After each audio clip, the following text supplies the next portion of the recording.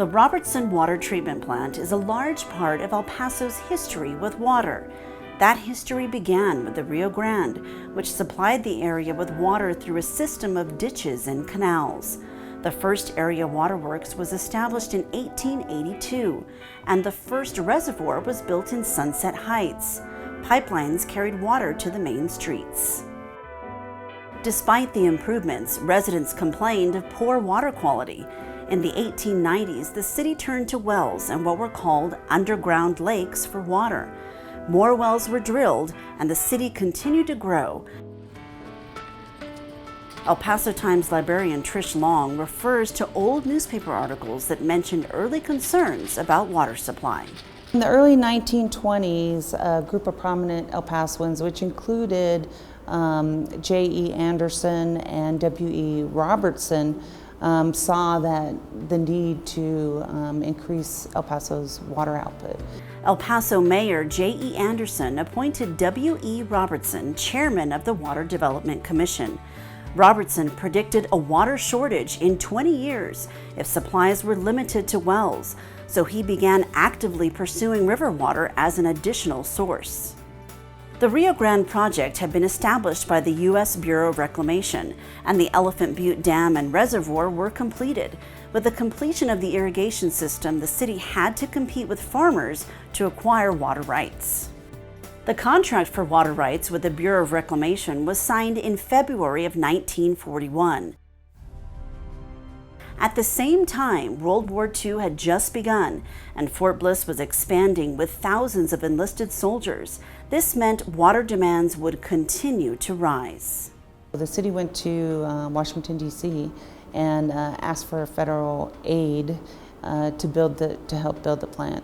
And in December of 1941, they were granted that aid, and it was in the amount of $337,000. A few months later, Hedman, Ferguson, and Carollo engineers out of Phoenix were hired to design the plant, and R.E. McKee was hired for construction. The plant was designed not only for function, but in the Art Deco architectural style of the period. Ground broke in February of 1942, and Ashley Klassen, superintendent of city waterworks, described what would be an abundant water supply and several modern processes to create water that would be the purest in the country.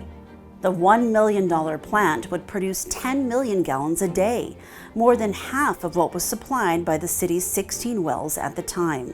It was completed and dedicated in November of 1943 and was named after W.E. Robertson for his efforts to obtain this new water supply for El Paso. At the ceremony, Mayor Anderson said, "This magnificent plant is for the use of the people of El Paso, not just for a day or a year, but for all time."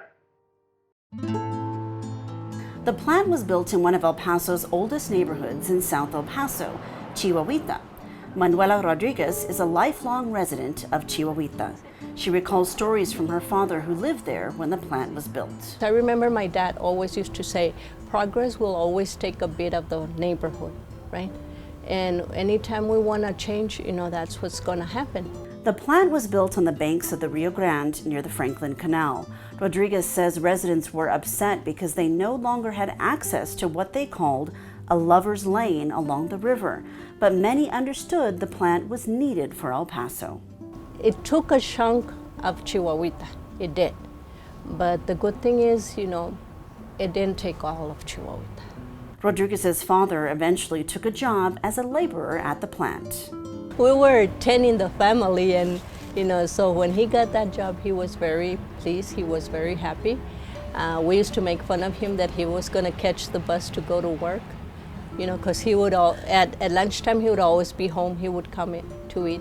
She has memories of playing around the plant as a child, going to dinners with other families who worked at the plant, and even taking walks around the area that she continues today. Anytime we say, do you know where the water treatment plant? That's where Chihuahuita is. We affiliate with that, with the water treatment plant. So to us, it is part of us. Fred Morales sits on the city's Historic Landmark Commission and has studied Chihuahuita and the plant for decades. We've always have lived together side by side, and we have a very rich and diverse history. He says the plant offered an economic advantage for neighborhood residents. They did welcome it in Chihuahuita. It served as a labor pool also. It employed people from the neighborhood. The plant proved to be safe and reliable, so in 1949 it was expanded to double its production.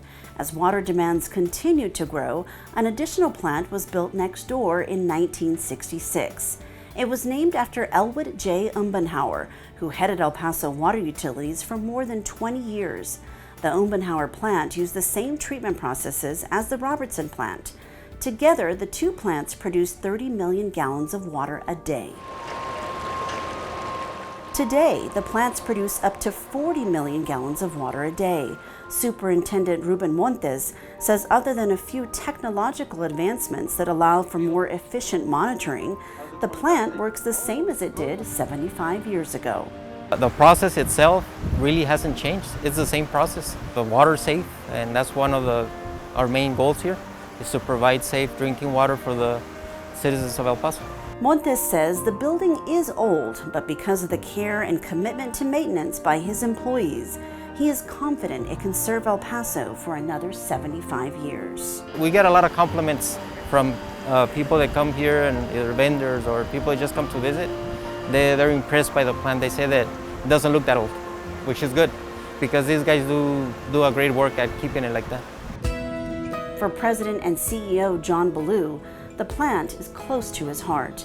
Ballou's first job at the utility over 30 years ago was at the plant, where the utility laboratory was located for many years. He agrees the plant has stood the test of time, but what's even more significant is the foresight that was taken to build it. Right, and I think again, it's the legacy. So not only what we're doing today, but it's reflective of what happened in the past. In the past, our founding fathers recognized the need to diversify El Paso's water supply. And that is to add a component of water from the Rio Grande to the exclusive Huecable zone supply that we had. And they saw that way back into the 1920s. Ballou says the Rio Grande and the plant will continue to be an important part of the utility's water supply strategy now and into the future. If you take care of a facility like this, it has no expiration date on it. You have to keep it updated. You have to make sure that everything is in working order and repaired. But this structure will be producing water another 50 years, another 75 years from now. We just need to make sure that we have the right team of people who are dedicated and we have the right funding to be able to pay for the needed maintenance and upkeep.